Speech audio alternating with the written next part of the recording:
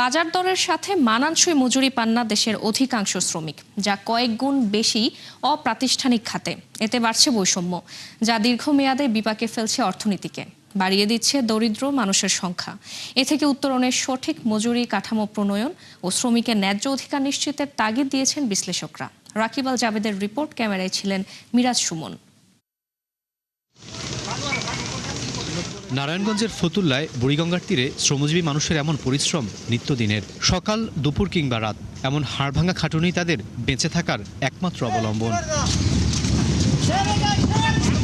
আলীগঞ্জের এই ঘাটেই ইট টেনে জীবনের 20টি বছর কাটিয়ে দিয়েছেন টাঙ্গাইলের আব্দুর রাজ্জাক। দৈনিক 12 ঘন্টা পরিশ্রম করেও 7 সদস্যের পরিবার চালাতে হিমশিম খেতে হয় তাকে। কিন্তু ন্যায্য মজুরি না পাওয়ার আক্ষেপ তার কণ্ঠে। একই অবস্থা অন্য শ্রমিকদেরও। 700-750 টাকা রোজ পাই, এই রোজ পায়া এর মধ্যে থেকে আবার 200-100 টাকা খরচা করি, তারপরে মনে করেন এইভাবে বাড়িতে কিছু টাকা পাঠাই। কত পরিশ্রম কষ্ট করে মানুষ সবাই বাড়িতে চলে, এরকম ভালো খাদ্য খাইতে পারে না। রাত্রের 1টা বাজে উঠি, 800-700 টাকা রোজ পাই, দিনের 4টা পর্যন্ত কাজ করতে হয়। এই টাকা তার সংসার চলে না। বয়স 50 পেরুলেও পেটের দায়ে দম ফেলার সুযোগ নেই হোসনে আরা বেগমের।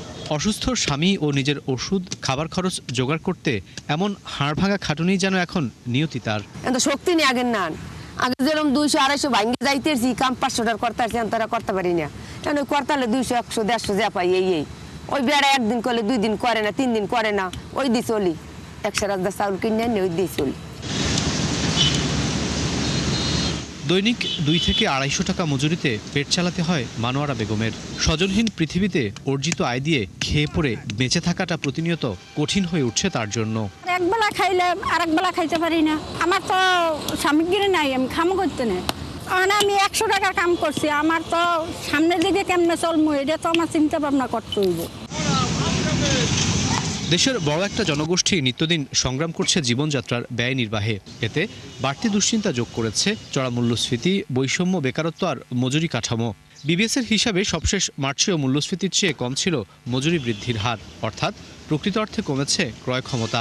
তাই সমাজে বৈষম্য কমাতে বর্তমান বাজার দরের সাথে মানানসই মজুরি কাঠামো প্রণয়নের পরামর্শ দিয়েছেন এই বিশ্লেষক। অর্থনৈতিকভাবে অসচ্ছল এবং ঝুঁকির মধ্যে থাকা পরিবারদের মধ্যে শ্রমিক পরিবারই হচ্ছে সবচেয়ে বেশি।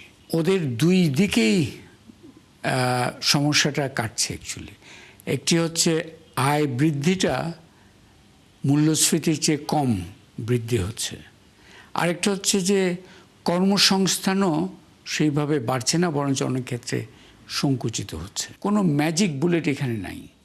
এখানে মূল বিষয়টা কিন্তু হচ্ছে কাঠামোগত পরিবর্তন, অনেকগুলো সংস্কারের বিষয় আছে। সবাইকে সঙ্গে নিয়ে আমরা যদি উন্নয়নের মহাসড়কে চলতে পারি, তাহলেই কিন্তু এই যে বৈষম্য, এই বৈষম্যটা দূর হবে। সামাজিক সুরক্ষা খাতের আওতা বাড়ানোর পাশাপাশি শ্রমিকের ন্যায্য অধিকার নিশ্চিতে অপ্রাতিষ্ঠানিক খাতের দিকে বাড়তি মনোযোগের তাগিদ দিয়েছেন অর্থনীতিবিদরা। সকাল থেকে সন্ধ্যা পর্যন্ত এমন হাড়ভাঙা পরিশ্রমের পরও নিজেদের আয় দিয়ে দুবেলা পরিবার নিয়ে খেয়ে পড়ে বেঁচে থাকতে কষ্ট হচ্ছে দেশের বড় একটা জনগোষ্ঠীর, যেখানে বর্তমান বাজার দরের সঙ্গে সঙ্গতিপূর্ণ মজুরি না পাওয়ার অভিযোগ করেছেন এসব শ্রমিকরা। বলছেন, সরকারের কোনো দান দক্ষিণা, অনুদান কিংবা কার্ড নয়, দরকার শ্রমের যথাযথ মূল্যায়ন। রাকিব আল জাবেদ, 71, ফতুল্লা, নারায়ণগঞ্জ। 9.25 লাখ কোটি টাকার নতুন বাজেটে পাহাড় সমান রাজস্ব আদায়ের লক্ষ্যমাত্রা এনবিআর এর কাঁধে, অথচ সেজন্য নেই কাঠামোগত সংস্কার, নীতি পরিবর্তন কিংবা নতুন কোনো কৌশল। বিশেষজ্ঞরা বলছেন, দুর্নীতি, ফাঁকি বন্ধ, কর কাঠামো সহজ ও এনবিআর এর যৌক্তিক সংস্কার না করে এমন লক্ষ্যমাত্রা উচ্চাভিলাষী। চলমান অর্থনৈতিক পরিস্থিতির বিচার করে বাজেটের আকার ও রাজস্ব আদায়ের লক্ষ্যমাত্রা নির্ধারণের পরামর্শ তাদের। মইনুল হাসানের রিপোর্টে বিস্তারিত।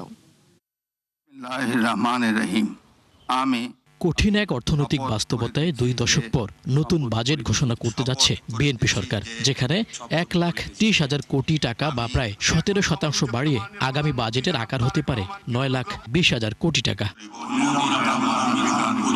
নানামুখী সংকটের মুখে সরকারের এমন উচ্চাভিলাষী বাজেট নিয়ে সমালোচনা থাকলেও এর পক্ষে যুক্তি তুলে ধরেন অর্থমন্ত্রী আমির খসরু মাহমুদ চৌধুরী। বলেন, দারিদ্র্য বিমোচন, কর্মসংস্থান, বিনিয়োগ বৃদ্ধি সহ নানা খাতের উন্নয়নের জন্য দরকার বড় বাজেট। বাড়ানোর কারণ হচ্ছে অর্থনীতি এখন যে জায়গায় নিয়ে যাওয়া হয়েছে, এটাকে যদি আপনাকে উপরের দিকে নিতে হয়, সেই হিসেবে প্রায় 50% বাড়িয়ে বার্ষিক উন্নয়ন কর্মসূচি বা এডিপির আকার হতে পারে 3 লাখ কোটি টাকা, যেখানে রাজস্ব আদায়ের বাড়তি চাপ থাকছে এনবিআর এর কাঁধে। অর্থাৎ নতুন বাজেটে এনবিআর এর আদায় লক্ষ্যমাত্রা হতে পারে 6,05,000 কোটি টাকা। এখন প্রশ্ন হচ্ছে, এই পাহাড় সম রাজস্ব আদায়ে কতটা সক্ষম এনবিআর? মৌলিক সংস্কার ছাড়া জাতীয় রাজস্ব আয় জাতীয় উৎপাদের 1% বেশি এক বছরে বাড়ানো, এটা কোনো মতে মনে হয় না যে সম্ভব। তথ্য বলছে, চলতি অর্থ বছরের প্রথম 3 প্রান্তিকে এনবিআর এর রাজস্ব ঘাটতি প্রায় 1 লাখ কোটি টাকা। অর্থ বছর শেষে যা দাঁড়াতে পারে 1.5 লাখ কোটিতে। যদিও এনবিআর প্রতিষ্ঠার পর কোনো বছরই আদায়ের লক্ষ্যমাত্রা ছুঁতে পারেনি সংস্থাটি। দীর্ঘদিন ধরেই রাজস্ব খাতের সংস্কারে তাগাদা থাকলেও দেখা যায়নি প্রত্যাশিত উদ্যোগ। এখানে তো সুশাসনের ব্যাপার, সুশাসনের জন্য কি করা হচ্ছে? শুধু অটোমেশন করছি এটা বলাটা যথেষ্ট না, কারণ অটোমেশনের প্রক্রিয়া তো অনেক দিন ধরেই চলছে। তারপরেও রাজস্ব আদায়ের ঘাটতিতে তেমন কোনো প্রভাব দেখা যায়নি। সবশেষ এনবিআর 2 ভাগের উদ্যোগও ঝুলে যায় অজানা কারণে। এখন প্রশ্ন হলো, সংস্কার কার্যক্রম এগিয়ে না নিয়ে চাহিদার কতটুকু অর্থ যোগান দিতে পারবে এনবিআর? বিশেষজ্ঞরা বলছেন, হয়রানি বন্ধ ও রাজস্ব আদায় বাড়াতে বিকল্প নেই এনবিআর সংস্কারের। ট্যাক্স পলিসি আর ট্যাক্স প্রশাসন, এই 2 জায়গায় যে সমস্যাগুলি আছে সেগুলোর কোনো সমাধান ছাড়া খালি টার্গেট সেট করে দিয়ে এনবিআরকে উদ্বুদ্ধ করতে পারবেন এবং তারা সেই টাকাটা আদায় করে নিয়ে আসবে, এটা খুব একটা বাস্তব ধারণা না। করে একটা নতুন জাতীয় রাজস্ব আহরণের একটা ব্যবস্থা যদি আসে, তাহলে আমরা সবাই আশা করব যে আচ্ছা, এই বছর হয়তো 0.5%-এর জায়গায় 1% জিডিপি রাজস্ব বেড়ে যাবে। যদিও রাজস্ব নীতি ও ব্যবস্থাপনা অধ্যাদেশ যাচাই বাছাইয়ের জন্য ইতোমধ্যে একটি কমিটি গঠন করেছে সরকার। তবে রাজস্ব আদায়ে গতি আনতে সেই সংস্কার প্রক্রিয়া কতটা প্রভাব ফেলবে এনবিআর এর ওপর, সেটি এখন দেখার বিষয়। মইনুল হাসান, 71, ঢাকা। দর্শক, ছুটির দিনের বাজার পরিস্থিতি জানাতে আমাদের সাথে যুক্ত হচ্ছেন সহকর্মী মেজবা হাসান। মেজবা, কেমন দেখছেন আজকের বাজার পরিস্থিতি এবং ক্রেতাদের নাগালের মধ্যে দ্রব্যমূল্য রয়েছে কিনা জানাবেন, ক্রেতারা কি বলছেন? ফারজানা, ছুটির দিনে বাজার বলতে আজকে সাধারণত রাজধানীবাসী বিশেষ করে শুক্র এবং শনিবার 2 দিন ছুটির দিনেই কিন্তু বাজার করতে আসেন।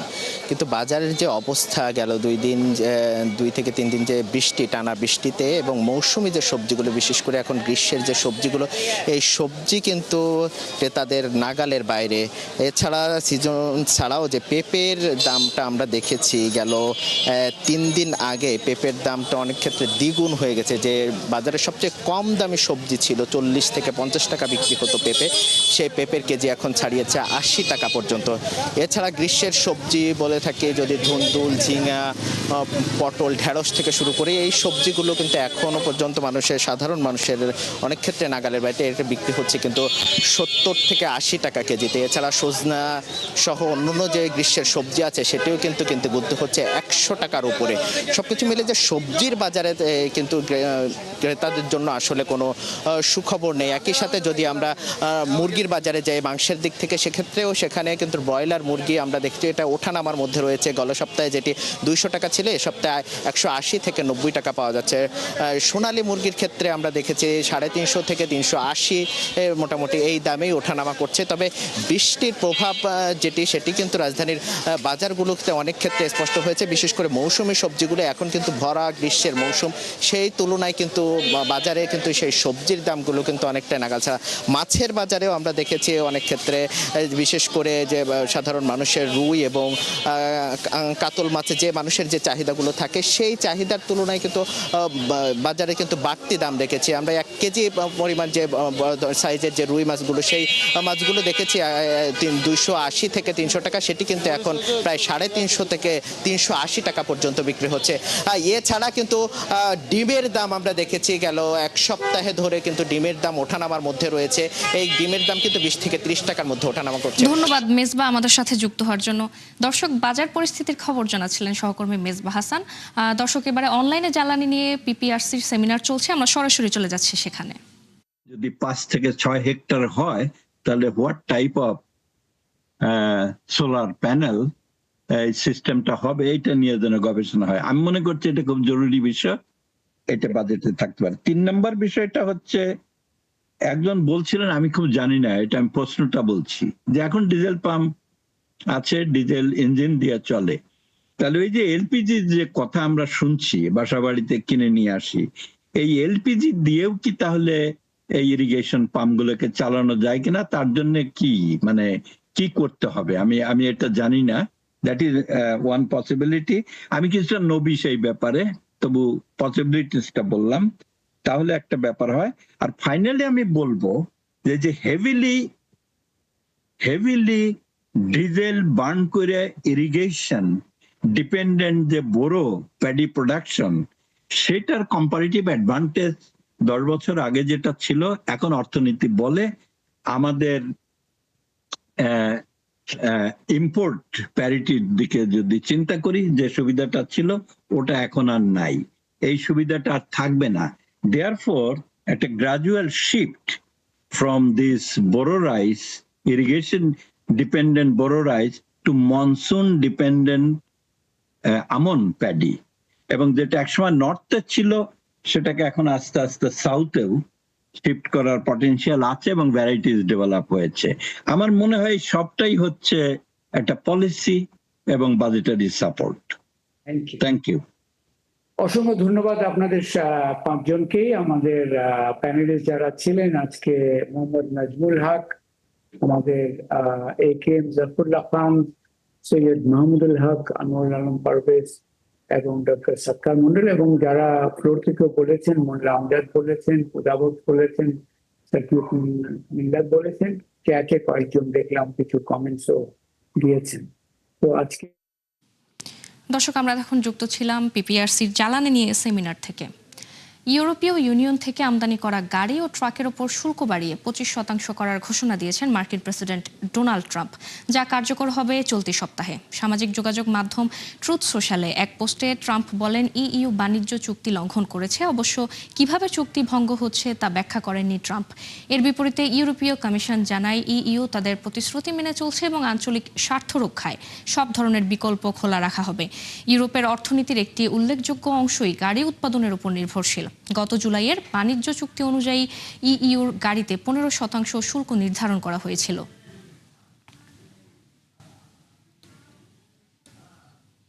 ইরানের অর্থনীতি ধ্বংসে একের পর এক কৌশল অবলম্বন করছে যুক্তরাষ্ট্র। এতে তেলের আয়ে নির্ভর দেশটির রপ্তানি কমে যায় বহুলাংশে। ফলে উৎপাদিত তেল সংরক্ষণে পূর্ণ হয়ে আসছে মজুদ সক্ষমতা। এভাবে চলতে থাকলে উৎপাদন কমাতে বাধ্য হবে উপসাগরীয় দেশটি, যার ভয়াবহ নেতিবাচক প্রভাব পড়বে দেশটির অর্থনীতিতে। নুসরাত মৌমি জানাচ্ছেন বিস্তারিত। দীর্ঘ সময় ধরে ইরানের অর্থনীতি ধ্বংসে বহু চেষ্টা চালায় যুক্তরাষ্ট্র। সাম্প্রতিক যুদ্ধে একের পর এক আঘাতে বিপর্যস্ত হয়ে পড়ে দেশটি, কিন্তু লম্বা সময় ধরে আঘাতের পরও তেলের আয় ভর করে টিকে আছে তেহরান। তবে এবার এক নতুন পরীক্ষার মুখোমুখি উপসাগরীয় দেশটি। সরবরাহ ব্যবস্থা ভেঙে পড়ায় ব্যাহত হচ্ছে তেল রপ্তানি। এতে দ্রুতই ফুরিয়ে আসছে তেল সংরক্ষণের জায়গা। কেপলারের তথ্য মতে আর মাত্র 12 থেকে 22 দিনের তেল মজুদ রাখতে পারবে দেশটি। তথ্য বলছে, যুদ্ধের আগে দৈনিক 20 লাখ ব্যারেল তেল রপ্তানি করে ইরান, কিন্তু সাম্প্রতিক হামলায় তা অনেকটা কমে আসে। পরবর্তীতে পরিস্থিতির কিছুটা উন্নতি হলে আবারও বাড়ে রপ্তানি। সে হিসাবে 13 এপ্রিলের আগ পর্যন্ত দৈনিক 21 লাখ ব্যারেল রপ্তানি করে দেশটি।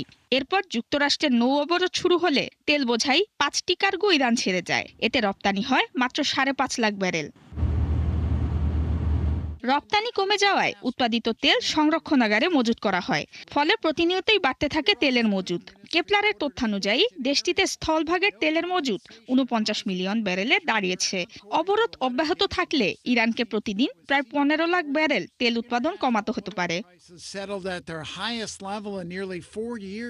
সমস্যা সমাধানে এরই মধ্যে বেশ কিছু পদক্ষেপ নিয়েছে ইরান। ট্র্যাকিং সিস্টেম বন্ধ হয়ে গিয়েছে এমন কিছু পুরনো ট্যাঙ্কার ব্যবহার করছে তারা, যার মধ্যে রয়েছে 30 বছরের পুরনো ট্যাঙ্কারও, যেগুলো চীনের টিপট নামে পরিচিত কম সক্ষমতার বেসরকারি পরিশোধনাগারগুলোতে রাডারের অগোচরে তেল পৌঁছে দেয়। পাশাপাশি রেল করিডোর ব্যবহার নিয়ে আলোচনা করছে দেশ দুটি। খরচ বেশি এবং পরিবহন ক্ষমতা কম হলেও এতে অন্তত সচল থাকবে ইরানের তেলের অর্থনীতি। যুক্তরাষ্ট্র ও ইরানের মধ্যকার যুদ্ধ বর্তমানে অনেকটা প্রতিযোগিতায় পরিণত হয়েছে। একদিকে ইরানের তেল বাণিজ্য বন্ধে যুক্তরাষ্ট্রের ক্রমাগত চাপ, অন্যদিকে বিশ্ব অর্থনীতিকে কবজা করে হরমুজ প্রণালী বন্ধ রাখছে ইরান। নুসরাত মৌমি, ৭১। দর্শক, ৭১ বিজনেসে এই ছিল এখনকার মতো। সরাসরি সংবাদ অনুষ্ঠান দেখতে চোখ রাখুন ৭১-এর ফেসবুক পেজে, সাবস্ক্রাইব করুন ৭১-এর ইউটিউব চ্যানেল, ৭১-এর সাথেই থাকুন।